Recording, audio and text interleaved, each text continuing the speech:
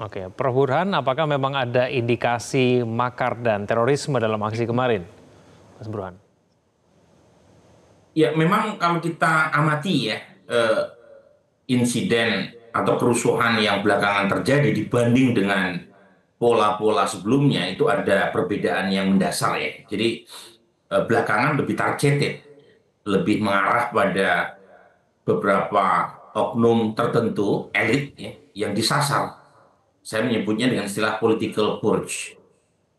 Jadi kalau kita lihat kan yang disasar rumah Sahroni, rumah Eko Patrio, rumah Uya Kuya, Nafa Urbah, dan Sri Mulyani. Dan laporan Republika jelas menunjukkan ada pihak-pihak yang dimobilisir dari luar Jakarta untuk melakukan penggerbekan dan penjarahan.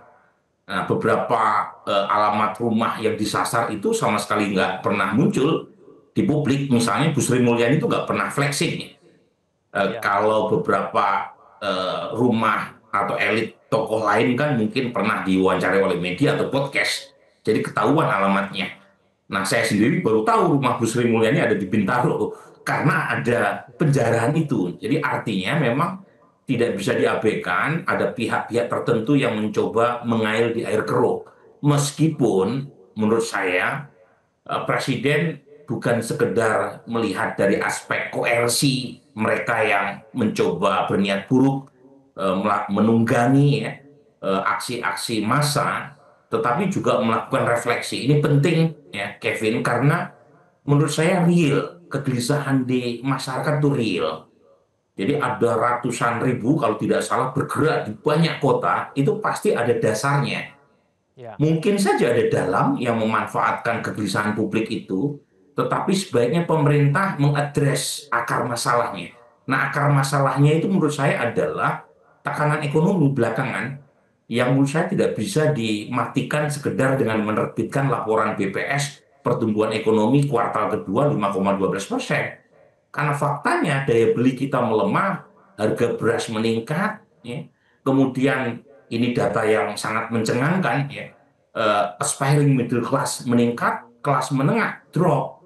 Kelas menengah kita itu drop dari 23% ke 15%. Pengangguran 7 juta, pekerja tanpa upah 20 juta. Sementara mereka yang berpendapatan serabutan, kelompok informal, gig workers itu 31 juta. Jadi ini tekanan-tekanan ekonomi pada saat yang pas sama mereka diminta untuk efisien, program-program yang berkaitan dengan mereka dikurangi, tetapi elit politik justru meningkat privilege-nya. DPR mengalami kenaikan tunjangan, joget-joget pula. Nah, ini yang menurut saya menimbulkan semacam kecemburuan yang harus diadres oleh pemerintah, yang saya jadi akar masalah. Jadi kalaupun toh misalnya nanti pemerintah mampu menangkap dalam kerusuhan di beberapa tempat, tapi kalau akar masalahnya tidak bisa diselesaikan, saya khawatir muncul lagi di kemudian hari. Nah, saya berharap ini tidak terjadi. Caranya, selain aksi penegakan hukum yang dilakukan oleh pemerintah, pemerintah menurut saya ada baiknya melakukan rekalkulasi, terutama alokasi anggaran yang dianggap kurang tepat untuk pemberdayaan dan kemanfaatan buat ekonomi sebesar-besarnya buat rakyat. Ya, Mas Wawan, kalaupun memang ada dalam demonstrasi kemarin, siapa yang memiliki kemampuan itu? Sekuat apa pihak itu atau sekuat apa infrastruktur yang dimiliki hingga kemudian bisa melakukan atau mengorkestrasi mengenai demonstrasi yang begitu besar itu, Mas Wawan? Ya kan jejaring tentu dipakai ya, dan mereka bergerak menggunakan tangan-tangan yang lain, dan tentu saja juga perlu dukungan pendanaan yang cukup, karena juga mereka melakukan langkah-langkah yang tersistematis ya, sehingga ketika terjadi pembakaran pun sudah tersedia bensin dan bom molotov yang ada di situ. Kemudian di tempat lain juga sudah tersedia. Jadi misalnya bergerak di dua tempat, mestinya kalau tidak disiapkan kan di tempat yang satunya belum ada, ternyata sudah siap. Nah ini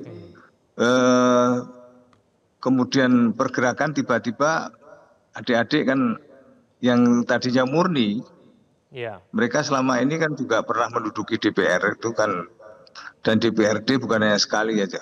berjam-jam juga tidak ada masalah. Ini tiba-tiba cuma 1 jam sudah terjadi kebakaran. Dan di situ masih kelihatan pelaku-pelaku yang tidak dikenal, artinya bukan mahasiswa seperti apa yang biasa demo. Inilah sebabnya maka kalau tadi dikatakan apakah penggerak itu mampu menjangkau kepada ini, ya dengan jejaring itu, maka inilah mereka bisa menjangkau. Oleh karenanya selalu saya ingatkan bahwa kalau ada gejala-gejala yang tidak lazim, segera balik kanan aja daripada nanti menjadi korban. Dan kita juga melihat bahwa pergerakan ini juga viral sehingga akhirnya cepat sekali ditiru di daerah-daerah lain yang dengan alasan solidaritas. Dan di sana juga sudah menunggu. Kalau tadi juga disebut ada pergerakan dari luar daerah, ini tidak datang serta-merta, tentu juga sudah ada persiapan termasuk logistiknya. Karena menggerakkan ini tentu logistiknya tidak kecil, dan oleh karenanya perlu ada satu langkah-langkah kanalisasi supaya mereka tidak berada di titik yang sama sehingga menjadi meluber begitu sehingga kewalahan.